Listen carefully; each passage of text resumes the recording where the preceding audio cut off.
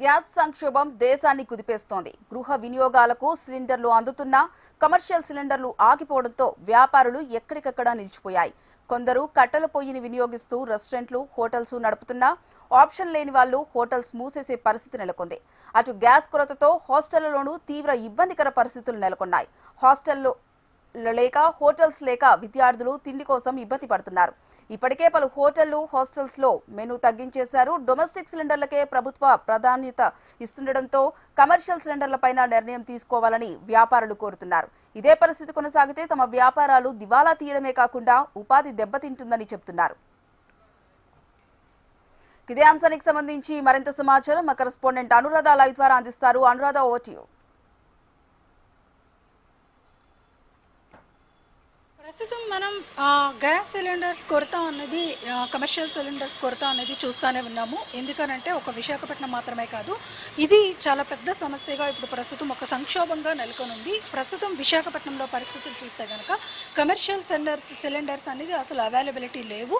డొమెస్టిక్కి కొంతవరకు ఇబ్బంది లేకపోయినప్పటికీ కూడా కొన్ని ప్రాంతాల్లో వాళ్ళకి కూడా అసలు గ్యాస్ బుకింగ్కి యాక్సెస్ అనేది రావటం లేదు అన్నది ప్రధానంగా ఒక ఆందోళన అయితే మాత్రం వ్యక్తమవుతుంది. అయితే ఇందులో భాగంగా మనం చూసుకుంటే కనుక విశాఖపట్నంలో ప్రస్తుతం ఎల్పిజి సిలిండర్స్, కమర్షియల్ సిలిండర్స్ అందుబాటులో లేక అవన్నీ కూడా ఇబ్బందులు ఎదుర్కొంటున్నట్లుగా హోటల్స్ యాజమాన్యాలన్నీ కూడా చెప్తా ఉన్నాయి. అందులో భాగంగా కొన్ని అయితే క్లోజ్ చేసేస్తున్నారు. ప్రస్తుతం నేను విశాఖపట్నంలో ఏదైతే ఒక రైల్వే న్యూ కాలనీ దగ్గర ఒక రెస్టారెంట్కి వచ్చాను. ఇక్కడ చూస్తే కనుక పరిస్థితి చాలా బాధాకరంగా అనిపిస్తుంది. ఎందుకంటే ఆల్రెడీ రెస్టారెంట్స్ని క్లోజ్ చేసేసారు.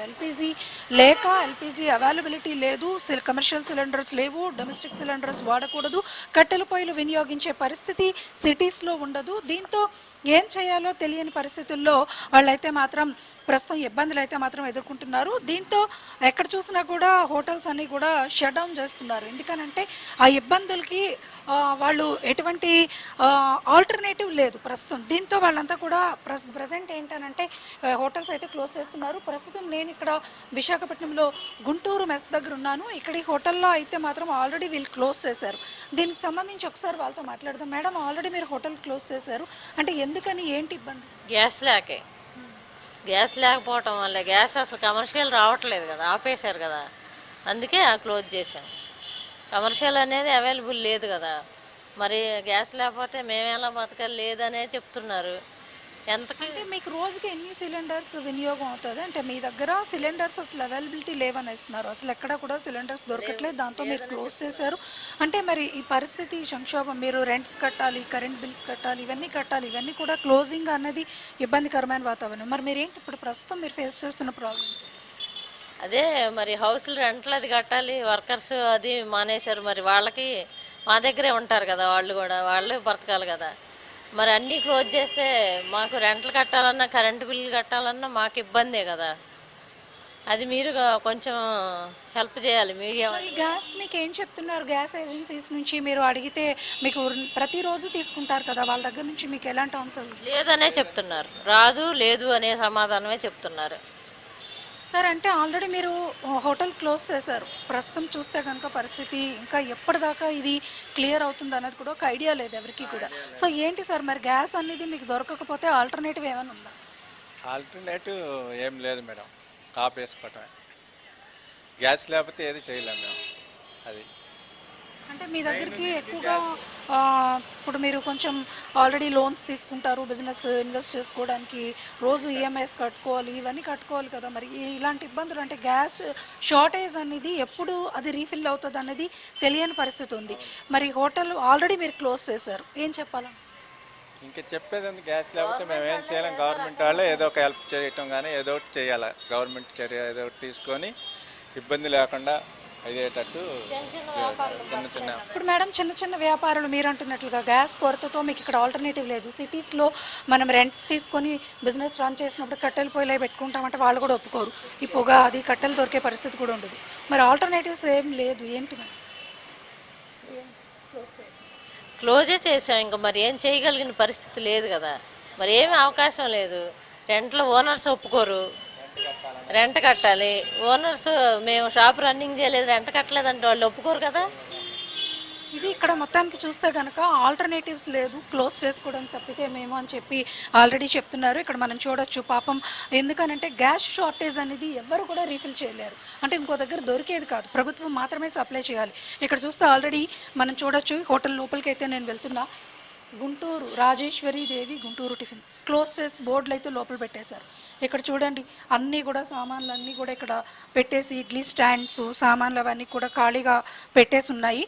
ఎక్కడ కూడా మేము ఓపెన్ చేసి రన్ చేసే పరిస్థితి లేదు అని చెప్పి ఆల్రెడీ క్లోజ్ చేసుకున్నామని అంటున్నారు. ఈ విధంగా కనుక కొనసాగితే, అంటే గ్యాస్ షార్టేజ్ అనేది రీఫిల్ అవ్వకపోతే కనుక ఖచ్చితంగా మేము ఇక ఆల్టర్నేటివ్ అనేది లేదు, సిటీస్లో ఆల్టర్నేటివ్ పరిస్థితి ఉండదు కాబట్టి క్లోజ్ చేసుకోవడమే.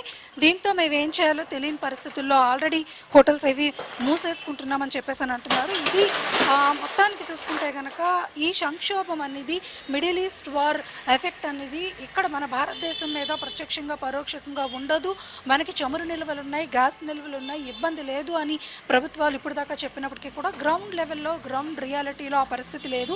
హోటల్స్ మూసేస్తున్నారు, రెస్టారెంట్స్ క్లోజ్ చేస్తున్నారు, ఆల్రెడీ వాళ్ళు రిప్రజెంట్ చేస్తున్నారు కమర్షియల్ సిలిండర్స్ ఇప్పించండి అని. ఎమర్జెన్సీ సర్వీసెస్ వరకు హాస్పిటల్స్ లాంటి వాటికి ఇస్తున్నప్పటికీ కూడా గవర్నమెంట్ హాస్పిటల్స్కి వాటికి మిగిలిన చోట్ల ఎక్కడ కూడా దొరకట్లేదు. రోజుకి 70,000 సిలిండర్లు, కమర్షియల్ సిలిండర్స్ వైజాగ్లో యూజ్ చేస్తూ ఉంటారు. కానీ ప్రస్తుతం 12,000 సిలిండర్స్ మాత్రమే వస్తున్నాయని అంటున్నారు. ఈ 12,000 కూడా కంప్లీట్గా షార్టేజ్ ఉంది. ఇప్పటికీ కూడా ఆ 12,000 కూడా వస్తున్న పరిస్థితి లేదు. దీంతో మాకు సిలిండర్స్ దొరకక, మేము ఆల్టర్నేటివ్ ఏర్పాట్లు లేక ఆల్రెడీ బిజినెసెస్ మూసుకుంటున్నాం.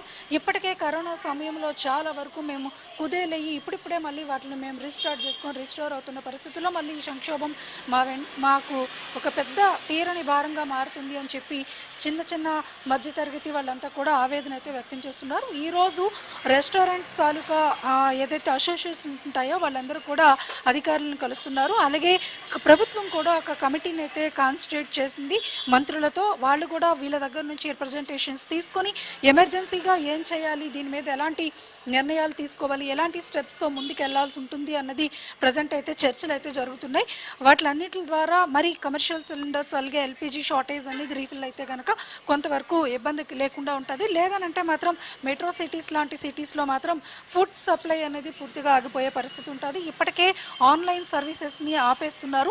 కేవలం ఆఫ్లైన్ సర్వీసెస్ కొద్దిపాటి మెనూస్తో మాత్రమే, అంటే ఈజీగా అయ్యే వంటల మెనూస్తో మాత్రమే హోటల్స్లో అవి రన్ చేస్తున్నారు. కానీ అవి కూడా రన్ చేసే పరిస్థితి అయితే మాత్రం ఇప్పుడు లేదు. మరొక 2 రోజుల్లో పూర్తిగా మేము హోటల్స్ మూసేయాల్సిన పరిస్థితి ఉంటుంది అని మాత్రం ఇక్కడ విశాఖపట్నంలో ఒక ఆవేదన అయితే మాత్రం వ్యక్తమవుతుంది. Right, thank you Anuradha.